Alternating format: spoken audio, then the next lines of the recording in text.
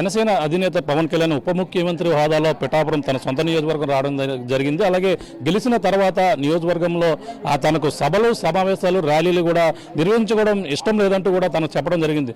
ఏదైనా మంచి కార్యక్రమం తలపెట్టిన తర్వాత నాకంతా కూడా సాటిస్ఫాక్షన్గా ఉంటుందని చెప్పేసి పవన్ కళ్యాణ్ చెప్పడం జరిగింది. ఈ నేపథ్యంలో ప్రధానంగా ఈరోజు 1వ తేదీ కావడంతోనే అలాగే నియోజకవర్గ ప్రజలకి తన చేతుల మీదుగా పెన్షన్ కార్యక్రమం ఏదైతే ఉందో ఈ యొక్క ప్రభుత్వం 3 నెలల బకాయి 3,000 రూపాయలతో పాటు పెరిగిన 4,000 రూపాయలు కలిపి ఈరోజు పెన్షన్లు అలాగే అందరూ కూడా అందజేసే కార్యక్రమానికి గొల్లపల్లిలోనైతే ఈ రోజు కార్యక్రమం తలపెట్టారు. అంతేకాకుండా పలు సమస్యలు కూడా వినిపించుకున్నటువంటి పరిస్థితి ఉంది. మనకి ట్రాన్స్జెండర్స్ ఎవరైతే ఉన్నారో అలాగే వాళ్ళందరితో పాటు అలాగే వెలుగు రేఖ ప్రెసిడెంట్ ఎవరైతే ఉన్నారో దాంతో వాళ్ళు కూడా సమస్యను వినిపించుకున్నారో తమ పెన్షన్ పెంచాలంటూ కూడా మాట్లాడడం జరిగింది. ఏ విధంగా మాట్లాడే ప్రయత్నం చేద్దాం మేడం, చెప్పండి మీ సమస్యను ఏ విధంగా చెప్పడం జరిగింది, అలాగే మీకు ఇప్పటివరకు ఎటువంటి పెన్షన్లను గుర్తించడం కూడా జరిగింది మీకు? అందరికీ నమస్తే అండి. గత ప్రభుత్వంలో ఎవరు మాకు వైఎస్ జగన్మోహన్ రెడ్డి గారి ప్రభుత్వంలో అయితే మాకు పెన్షన్లు పెంచడం లేదు. ఒక్క ట్రాన్స్జెండర్ కూడా రాష్ట్రంలో ఎవరికి కూడా కొత్త పెన్షన్లు కూడా ఇవ్వలేదు. మమ్మల్ని గుర్తించిన ప్రభుత్వం ఏదైనా ఉందంటే తెలుగుదేశం పార్టీ చంద్రబాబు నాయుడు గారు గతంలో 3,000 రూపాయలు పెన్షన్ ఇవ్వడం జరిగిందండి.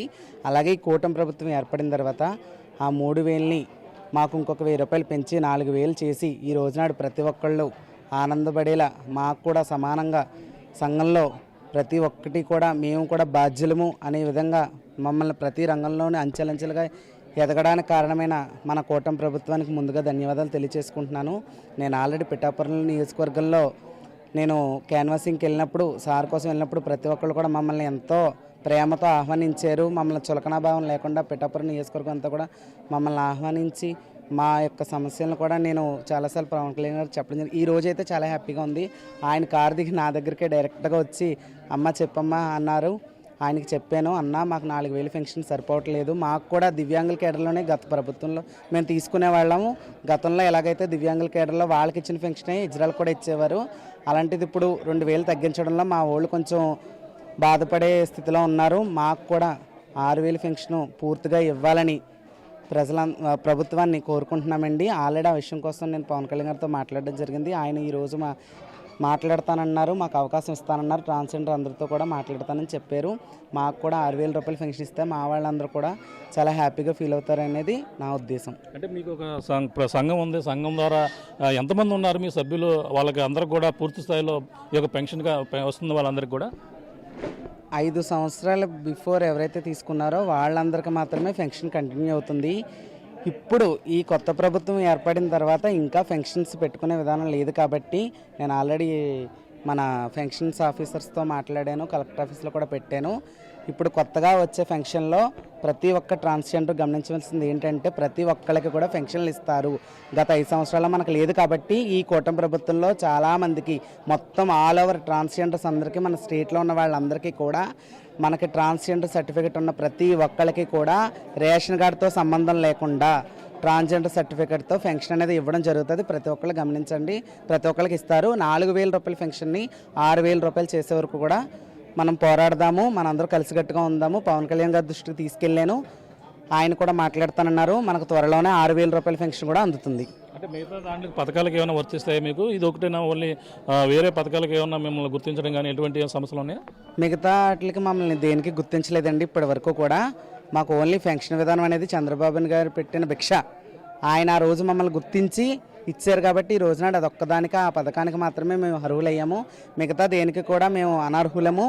మాకు రిజర్వేషన్స్ ఉన్నాయి, రాజ్యాంగంలో ఉన్నాయి, అన్నిటిలోనూ పార్లమెంట్లో ఆమోదించారు. అయినా సరే మమ్మల్ని ఇంకా చులకన భావంతో చూస్తున్నారు. కానీ పవన్ కళ్యాణ్ గారు అయితే మాత్రం చాలా హ్యాపీగా మా దగ్గరకు వచ్చి మాట్లాడారు. చాలా హ్యాపీగా అనిపించింది. మమ్మల్ని కూడా ఉన్నత స్థాయిలో నిలబెడతారు, మాకు అన్ని పథకాలు వర్తిస్తాయని ఆయన చెప్పారు. ఎంపీ ఉదయ్ శ్రీనివాస్ గారు కూడా ఇళ్ల స్థలాలు ఇస్తానని చెప్పారు. ఆయన ముందుగానే మాట ఇచ్చారు.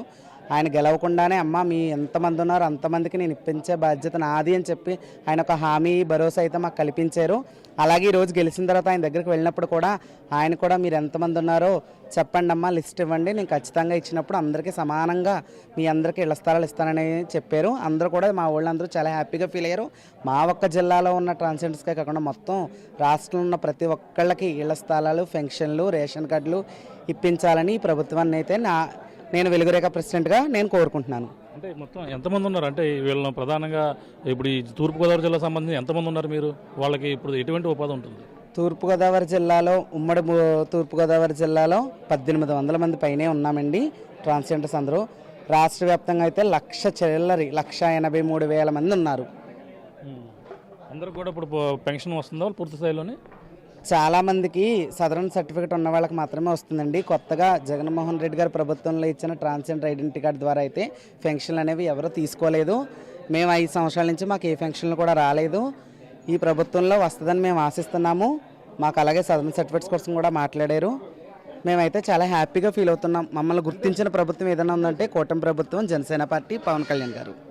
చూస్తున్నా ఇది పరిస్థితి. ఈ రోజైతే ఉప ముఖ్యమంత్రి హోదాలో పిఠాపురం వచ్చినటువంటి పవన్ కళ్యాణ్ గారి వాళ్ళు సమస్యలు కూడా చెప్పుకున్నారు. అలాగే ట్రాన్స్జెండర్ తమ సమస్యలను కూడా చెప్పుకున్నారు. అది ఏదైతే 4,000 రూపాయల పెన్షన్ అయితే ఉందో అలాగే వికలాంగులతో సమానంగా కూడా పెన్షన్ 6,000 చేయాలంటూ వాళ్ళందరూ కూడా వాళ్ళ డిమాండ్ కూడా వ్యక్తం చేస్తారు. అలాగే గతంలో ఏ ప్రభుత్వం కూడా ఆదుకోలేదు. గతంలో తెలుగుదేశం ప్రభుత్వం గతంలో ఆదుకుంది. అదేవిధంగా ఇప్పుడు కూటమి ప్రభుత్వం వచ్చిన తర్వాత 6,000 రూపాయలు కూడా చేసి మమ్మల్ని కూడా ఆదుకోవాలి. ఎంతోమంది ఇది తప్ప మాకు వేరే ఉపాధి మాకు అంటూ ఏదో సంక్షేమ పథకాలు కావచ్చు, ఏదైనా ఈ యొక్క పథకాలు ఏవి కూడా వర్తించడం లేదు. కేవలం అవి కూడా వర్తించే విధంగా మాకు ఇల్లు కూడా ఇచ్చి ఆదుకోవాలంటూ అలాగే పవన్ కళ్యాణ్ గారు మాతో దగ్గరికి వచ్చి కూడా మాట్లాడడం జరిగింది.